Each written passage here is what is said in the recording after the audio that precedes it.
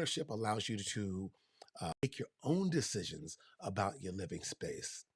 Do you want to paint a room? Go ahead. You want a backyard barbecue? You want to build a pit? Go ahead. When I bought my home, one of the first things I did, I looked at the outside. I said, this is a great yard. My wife loves the outdoors. And what does she do? She loves the deck. And she'll sit out on the deck until it's 45 degrees outside. Our house, I built a deck. I built a second deck for dining so we can sit out there and have dinner. I built a tiki bar out back. If you do that at a rental, your landlord may say, hey, it's fine that you built a tiki bar in my backyard, but you're going to tear that down when you leave.